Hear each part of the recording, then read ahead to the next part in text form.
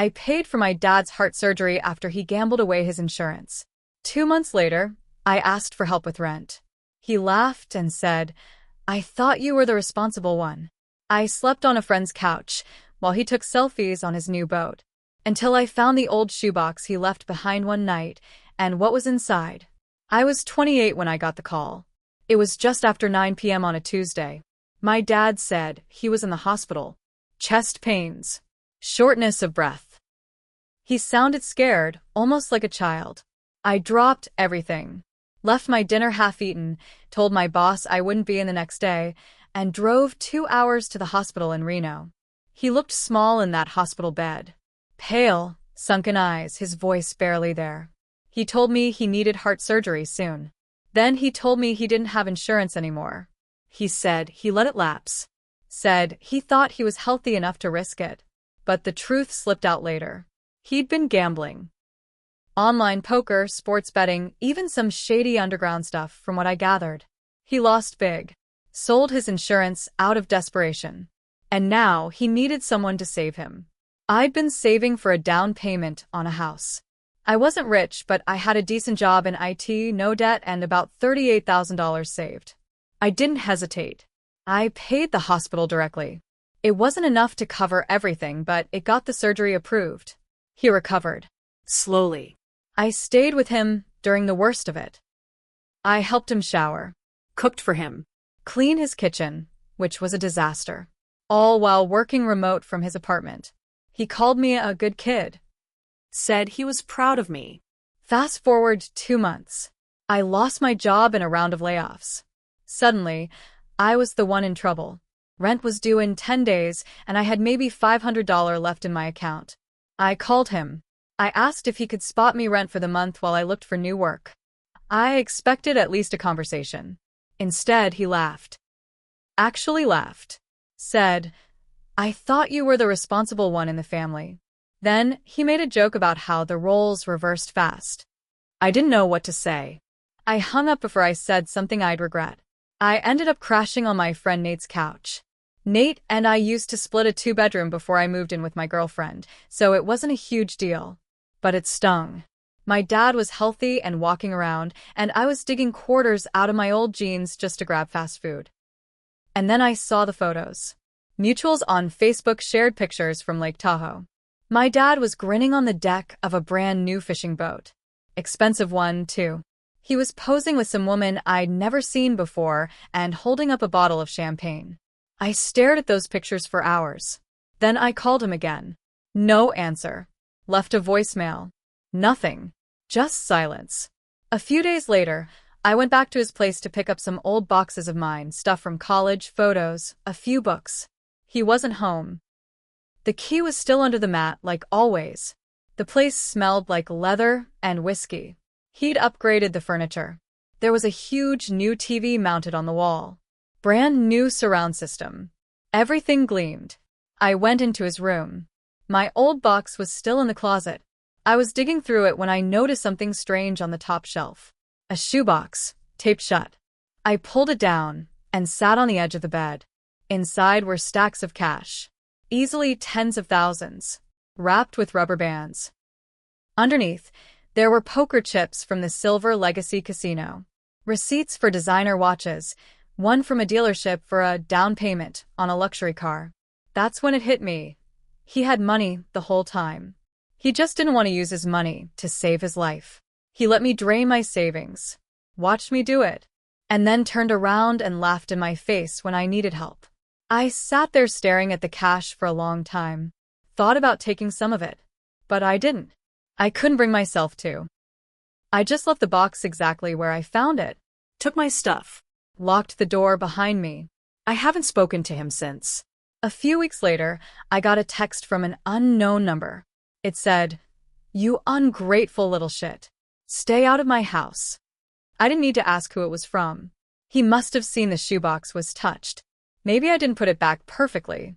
Or maybe he just felt guilty and lashed out. I didn't reply. I was living out of a duffel bag. Still on Nate's couch. Job hunting every day, sending out resumes like clockwork. Nothing was sticking. Every now and then, I'd pass by a store or a restaurant hiring, and I'd consider it. But then I'd remember how I built my career. 10 years of training, certifications, late nights. And now I couldn't even afford groceries without Venmo ing Nate. About 2 months after I found the shoebox, my uncle called. My dad's older brother. They hadn't spoken in years, but Uncle Ray and I had kept in touch. He asked me if I'd heard about the will. What will? I asked. My uncle sighed. He's rewriting it. Said he's cutting you out. I nearly dropped my phone. He told you that? He bragged about it, my uncle said. Said you were sneaky. Said you tried to steal from him. I told Ray what really happened. The hospital. The shoebox. The boat. All of it. He got real quiet. Then he said something I still remember clearly. Your dad always had a way of twisting the truth until it looked like a mirror. After that, something in me shifted. I wasn't just hurt anymore. I was angry. I started looking into his finances. Quietly. I still had access to some of the accounts I helped him set up during his recovery. He was sloppy about passwords. That's when I noticed the payments. Large withdrawals to a private account in the Caymans. Wire transfers with coded notes like winnings returned and agreed sum. I contacted a lawyer friend.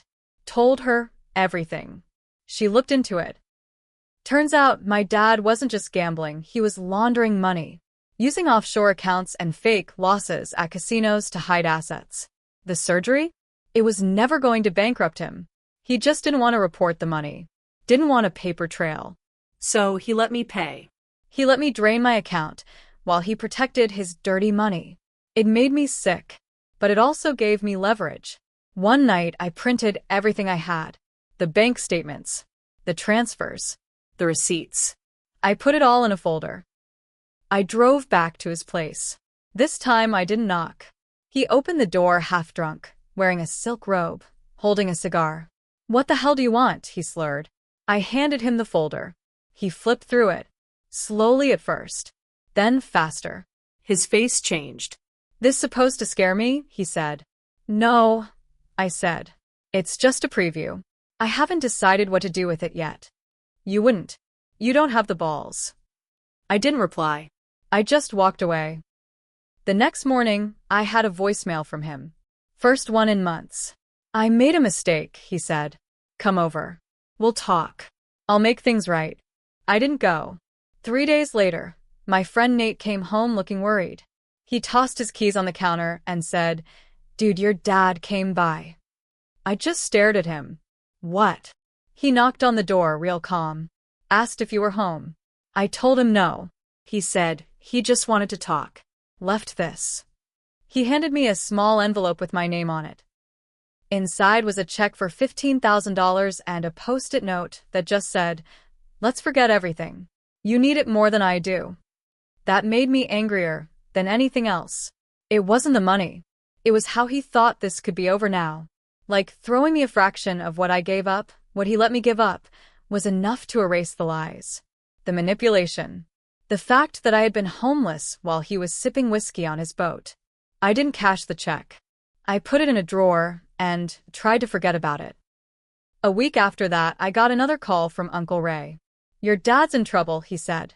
Apparently, the IRS had flagged some of the same transactions I'd found. One of the banks froze his account. They were investigating him for fraud. I hadn't said a word to anyone, not even the lawyer friend who helped me. But somehow, the trail had caught up with him anyway.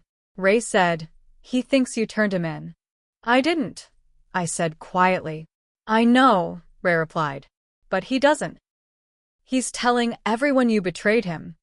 That week, I started getting weird messages on Facebook. Distant cousins.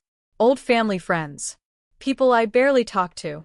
One said, I can't believe you'd do that to your own father. Another, money changes people. Sad to see who you've become. I deleted my account, but it stuck with me. How fast people believed him. How easily he flipped the story, even now. Then, about 2 months later, I got a call from a blocked number. I let it go to voicemail. It was my dad. He sounded tired, angry but not yelling. Just worn down. He said, You were supposed to be better than this. You think I'm the bad guy? You'll see. One day you'll see. That was it. No apology. No explanation. Just that weird, cryptic warning. That night, I went to check the drawer where I kept the envelope. The check was still there, but the note was gone. I asked Nate if he moved anything. He said no. That's when I realized someone had been in our apartment. At first, I thought maybe I misplaced the note. I tore through the drawer, my backpack, even checked my jacket pockets. Nothing. I asked Nate again if he'd let anyone in. He swore he hadn't. The only person who would even know where I was staying was my dad.